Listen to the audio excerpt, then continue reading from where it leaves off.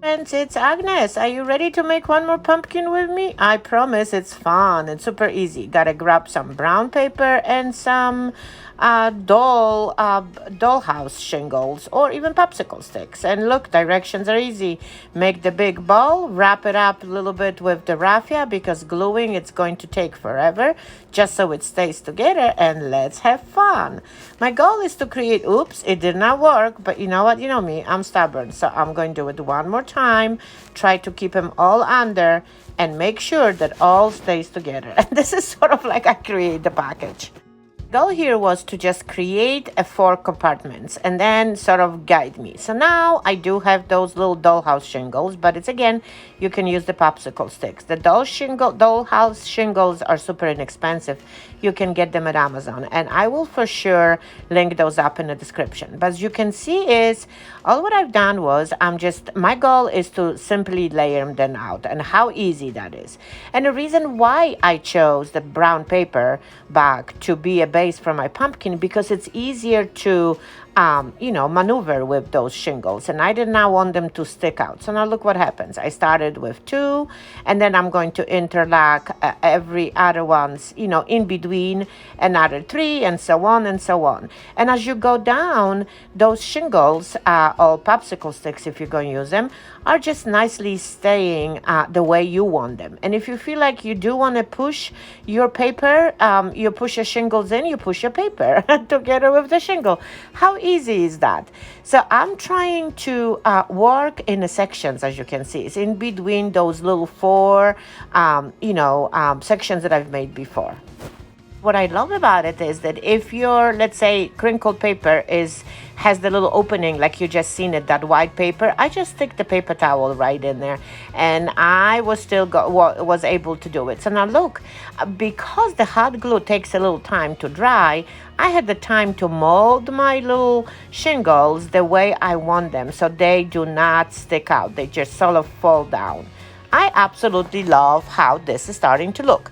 But notice as I lay them out, the little sections that I've done are just getting covered with the shingles. But that's okay. You're going to still see them at the end. At least I was hoping we will. But if not, we'll make them all over again. But at least the paper stayed still, right? Okay, so it looks like I've already glued this all around. It looks like a Hot Mess Express, but you know what? I absolutely love. This is what I wanted. Even though I did like the wood, I decided to paint with white chalk paint just to cover it nicely. And obviously not completely, but it just at least gives the nice hue. Because my goal here was to go and create like this earthy, like greenish, like, I do not know. So I just painted, and I'm hoping for the best. I took 3 colors, black, cream, and sort of a green, and mixed them all together on my paintbrush a little bit and went to town. Just went all over the edges, not again covering the white. I just smeared the edges here and there, and I was just hoping for the best that it's going to work. And of course, I so hope it was a little bit darker, so in the places when it was too dark green, I added a little bit of the yellow. But either way, so now I decided that I do wanted to add some splatter. So I took my paintbrush and I started to splatter all over my pumpkin. Man, what a mess I made, but that was fun. Next time I know I have to do it outside, because now how fun it was. I was splattering all over my face and pumpkin paper, everything around me. But either way, so now I wanted to wait a little bit and then go and adjust whatever I did not like. And in some areas, the splatters were too dark, so I went back to my yellow-green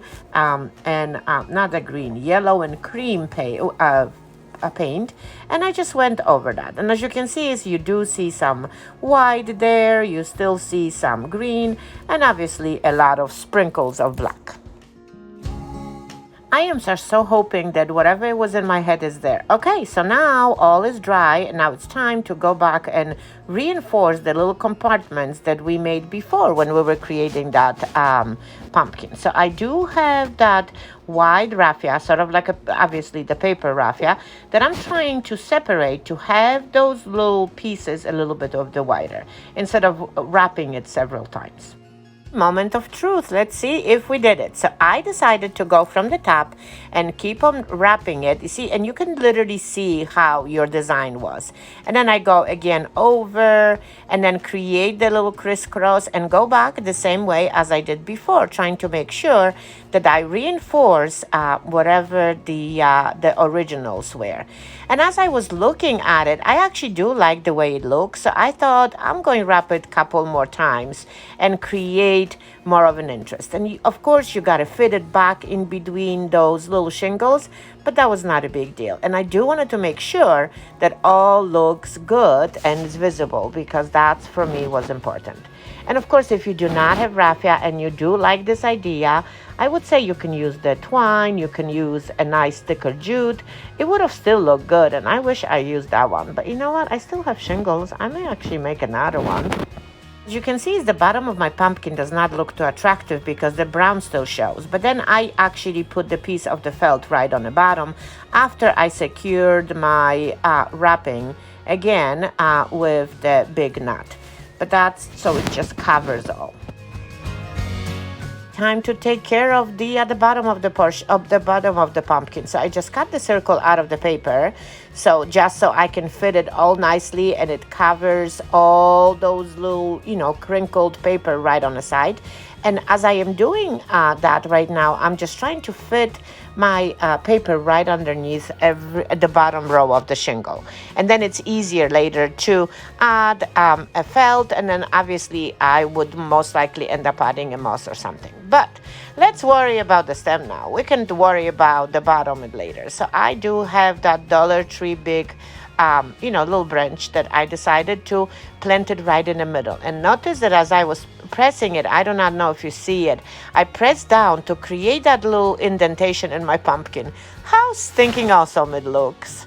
Now a little bit of the moss right there, all around it to cover the hot glue. And then of course, I found a lot of goodies in that Dollar Tree simple bag. So I thought I'm going to add this. And of course, little leaf. How neutral that looks.